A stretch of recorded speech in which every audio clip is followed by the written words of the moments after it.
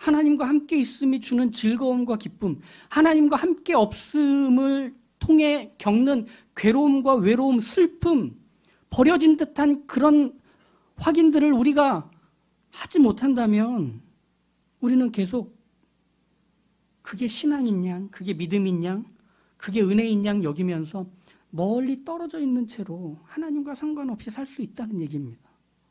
예배를 드리는 것에 안주하지 마십시오. 성경을 읽고 있는 그 자체에 안주하지 마십시오. 매일 꾸준히 정해진 시간에 기도하는 걸로 내 할 일을 다 했다고, 그것으로 내가 하나님과 좋은 관계가 됐다고 여기지 마십시오. 우리는 어디까지 가야 되느냐면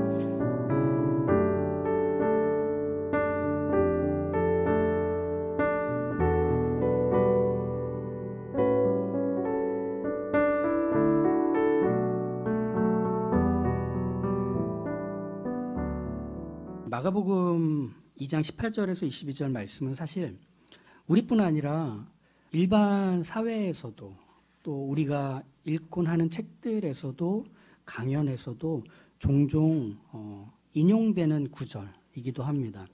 새 술은 새 부대에. 특히 새해가 되면 이 인용구는 더 여기저기서 사용되는 것 같습니다. 그리고 교회에서도 이 말씀을 통해서 우리가 새 부대가 되도록 하자, 이런 어떤 각오와 다짐을 하게 되기도 하죠.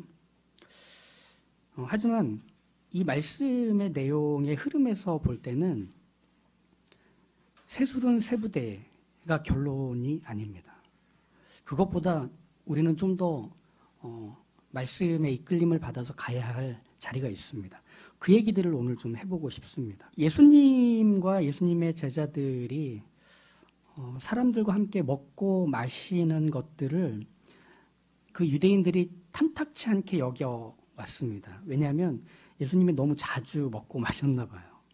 그러니까 특별히 세리와 죄인과 좀 수준 낮은 사람들과 둘러앉아서 깔깔대면서 즐거운 시간을 보내고 하는 이 장면들은 소위 고급진 유대인들이 볼 때는, 종교 지도자들이 볼 때는 탐탁지 않은 거죠.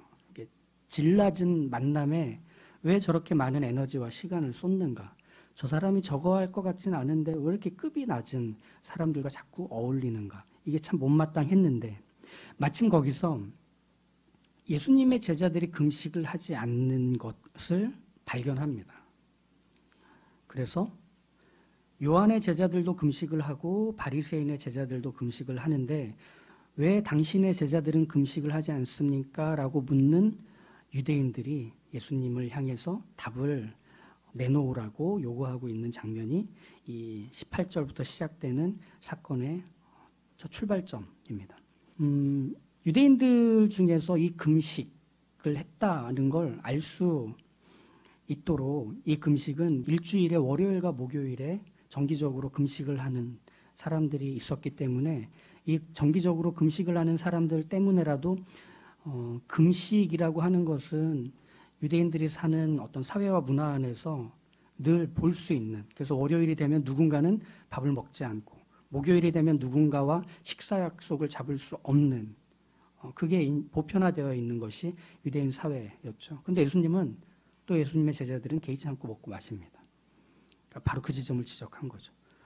왜 이렇게 절제를 못하는가? 왜 이렇게 질 낮은 사람들과 함께 하면서 격을 낮추는가 하는 것이 바로 거기에 맞물려서 예수님께 던져진 질문이었던 거죠. 이 금식 논쟁에서 예수님은 금식이 필요하지 않다는 얘기를 하시는 것은 없습니다.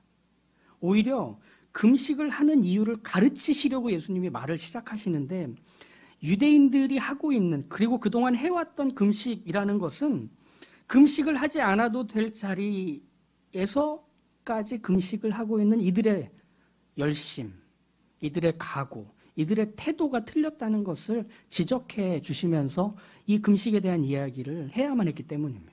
먼저 바리새인들과 요한의 제자들이 했던 금식은 슬플 이유를 가진 금식이 아니었던 거예요. 그냥 제도로서, 형식으로서 해왔던 금식을 할 뿐입니다. 그건 그들의 전통을 따르고 있는 것 이상이 되지 않고 있는 거죠. 금식은 유대인들에게 자신의 믿음의 정도를 보여주는 중요한 종교 행위로 자리를 잡고 있었습니다. 그러니 어디서든지 누구와 있든지 상관하지 않고 금식을 하는 게 오히려 그 사람의 신앙의 수준, 정체성, 그리고 그 사람의 레벨의 정도를 보여주기에 아주 좋았던 거죠. 말하자면 우리 그 사회생활을 시작할 때 그리스도인 청년들이 하는 고민과 유사한 부분이 있습니다.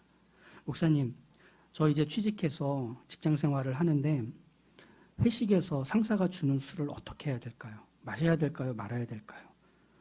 이제 이거부터 먼저 질문을 합니다.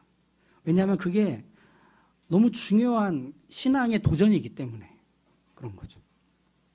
마시면 타협하는 것 같고 안 마시면 찢길 것 같고 여기에 딱 걸린 것처럼 보이는 그런 모습 말이죠.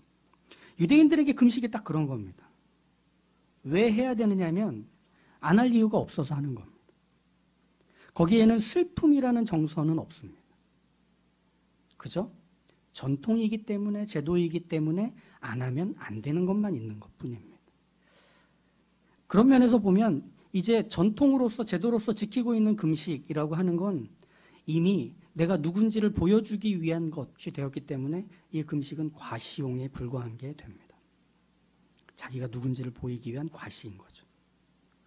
그래서 예수님이 마태복음 6장에서 이 금식과 관련하여 이렇게 이미 얘기하셨었습니다. 금식할 때 너희는 외식하는 자들과 같이 슬픈 기색을 내지 말라. 흉내내지 말라는 겁니다. 연기하지 말라는 겁니다. 저희는 금식하는 것을 사람에게 보이려고 얼굴을 흉하게 하느니라. 왜 그래? 무슨 일 있어?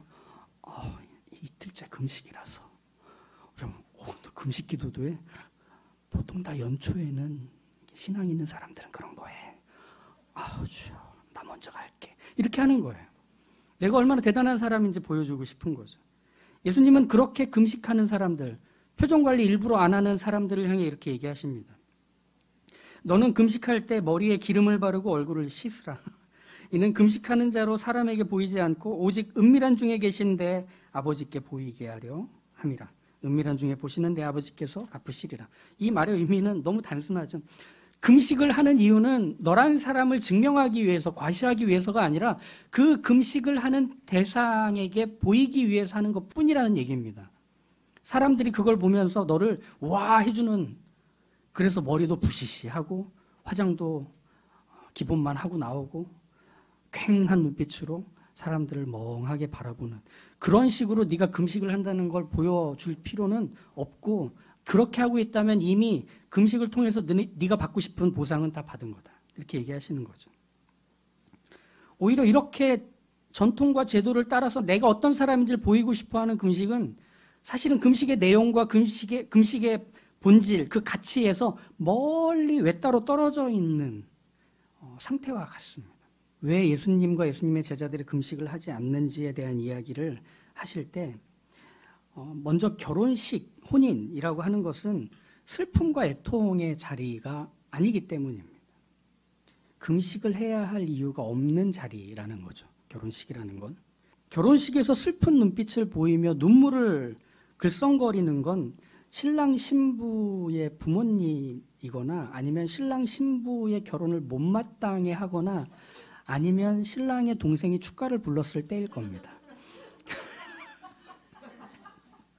분명한 건 그런 슬픈 눈빛을 가지고 결혼식에 와서 먹으라는데 먹지도 않고 웃으라는데 웃지도 않고 그 자리에 망부석처럼 가만히 있는 건 결혼식의 기쁨과 즐거움을 더 드러내게 하는데 방해가 되는 것일 겁니다.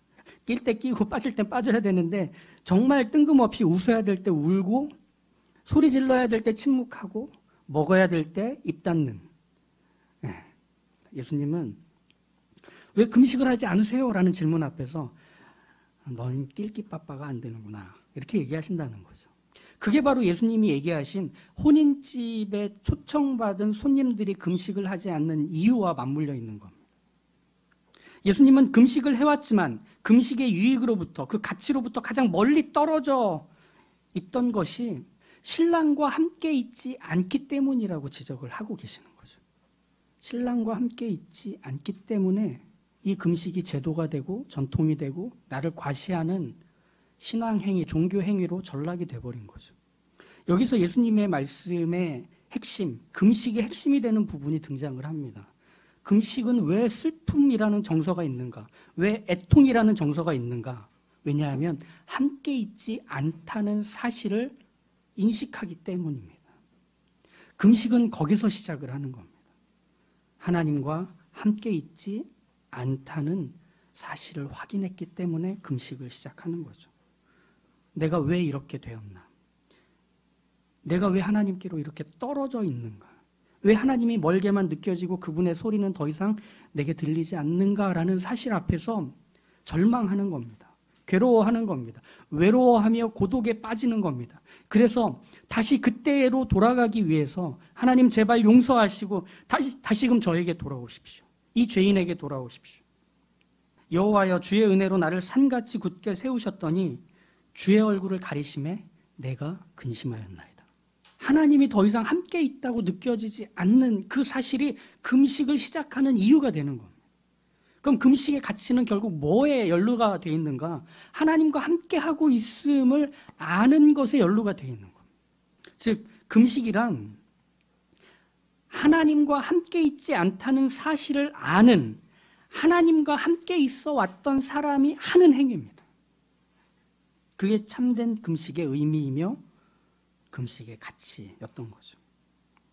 예수님은 왜 당신의 제자들은 요한의 제자들과 또 바리새인의 제자들처럼 금식하지 않느냐고 묻는 사람들의 의아해함, 그 의심에 대해서 너네 뭘 기뻐해야 되는지, 뭘 슬퍼해야 되는지도 모르고 금식한다고?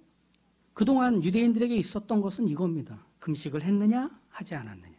이것만 있는 겁니다. 그래서 그걸 통해 하나님을 믿고 있는지, 하나님을 위해 순종하며 헌신하고 살아갈 각오라는 것이 되어 있는지를 확인할 수 있다고 여겨왔습니다. 바로 거기에 예수님께서는 폭탄을 던지신 겁니다. 그들에게 위기를 직면하게 하신 겁니다. 아니, 그거는 금식 아니야. 성경에서 말하고 있는 하나님의 말씀하신 금식으로부터 상관없는 것들이야. 너희는 그 상관없는 것들을 매주 꼬박꼬박 하더라. 믿고 있다는 하나님과 함께 있어 본 적이 없으면서도, 하나님의 있음과 없음을 비교하지도 못하면서도 너희는 왜 금식을 해? 뭘 슬퍼해야 되는지도 모르면서, 뭐가 기뻤는지도 경험해 본 적이 없으면서 왜 그 금식을 그렇게 꼬박꼬박 하는 거야? 라고 묻는 거죠.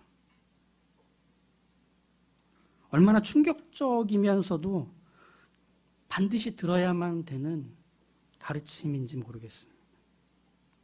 원래 율법에서 명시된 제도로서의 금식은 이스라엘 달력으로 7월 10일 대속죄일이라고 하는 그날에 온 이스라엘 백성들이 금식하도록 되어 있었습니다. 레위기 23장에 나오죠. 이스라엘 전체가 하는 금식은 대속죄일이다.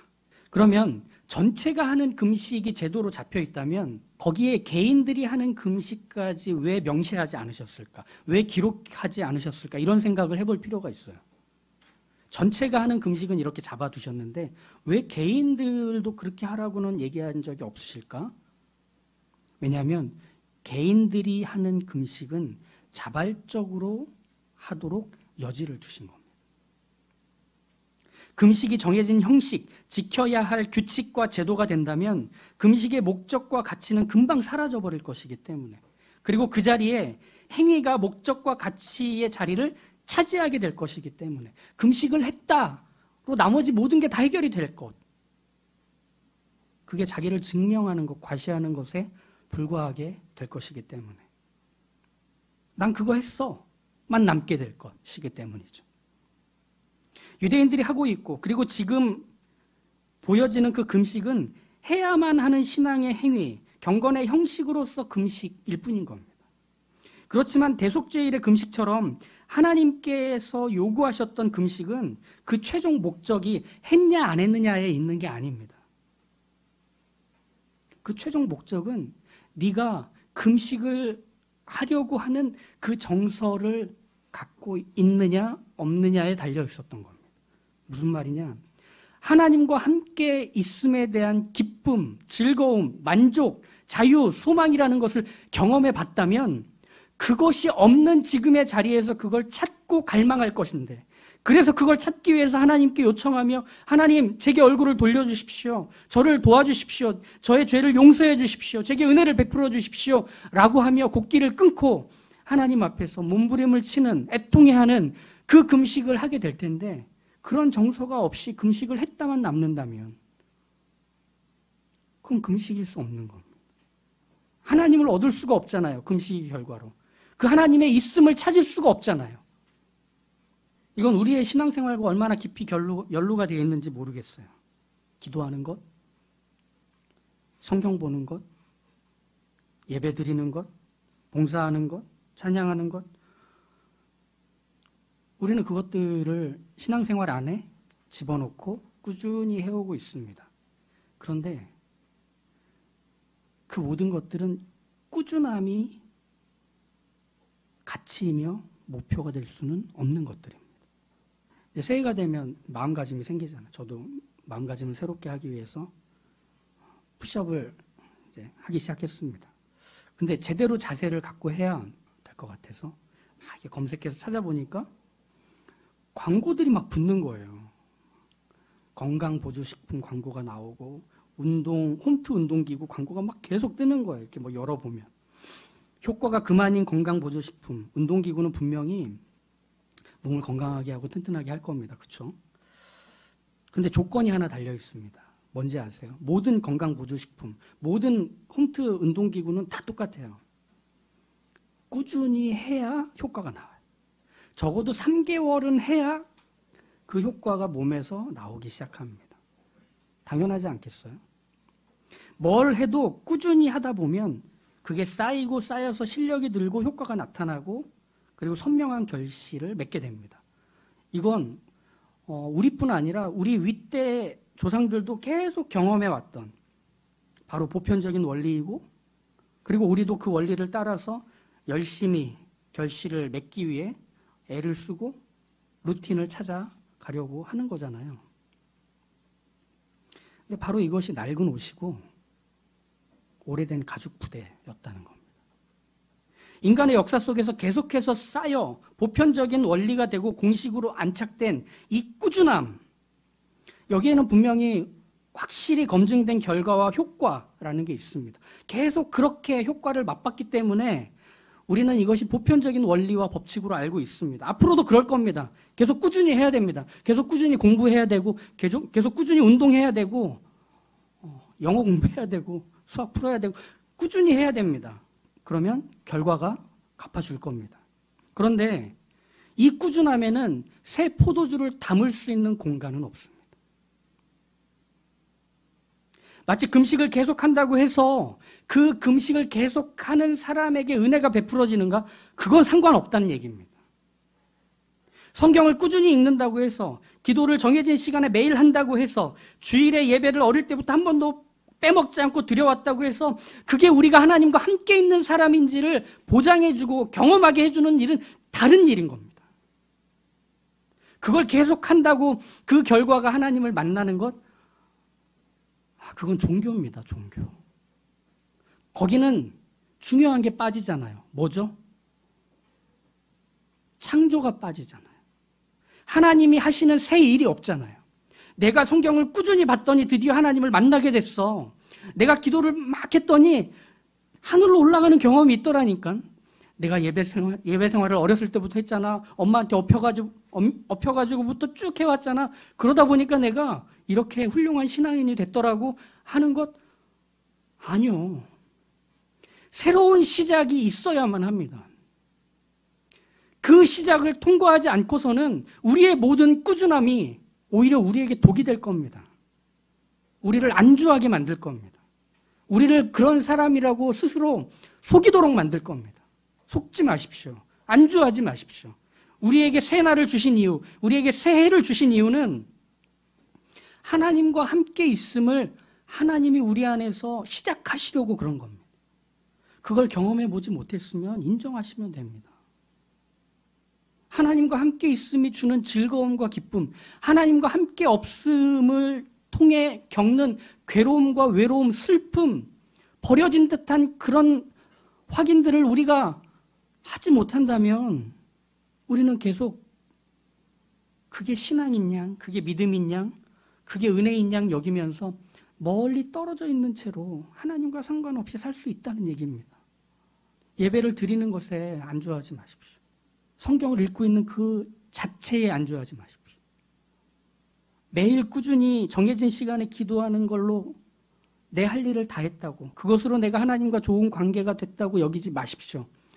우리는 어디까지 가야 되느냐면 그 말씀을 읽으면서 하나님과 함께하고 있음을 확인하는, 그것이 만들어내는, 그리고 그 성경을 읽는 중에 하나님이 내게 말씀하시고 계시는 것을 경험하게 되는 데까지 갈 수 있어야 합니다. 기도를 하는 자리가 기도 10분 하기로 했으니까 10분 했다고 끝내는 게 아니라 그 기도의 자리에서 정말 하나님과 나밖에 없는, 내가 정말 다 벗겨진 것처럼 그 하나님이 내게서 확인되고 만나게 되고 직면하게 되는 일이 있는 데까지 가야만 그게 하나님과 함께 있음을 확인하는 기도가 되는 겁니다. 예배에 시간 맞춰 왔다고, 꾸준히 드렸다고, 그럼 마일리지 쌓는 거 아닌가요? 예배는 천국 가는 마일리지를 쌓는 자리가 아닙니다. 살아계신 하나님을 이 자리에서 보는 겁니다. 확인하는 겁니다. 그분을 만나는 겁니다. 거기서 우리는 창조가 일어납니다. 변화할 수 없는 것들이 변하는 것, 회복될 수 없는 것들이 회복되는 것, 새로운 시작이 일어나는 것 말이죠. 그러니 그 슬픔, 그 기쁨,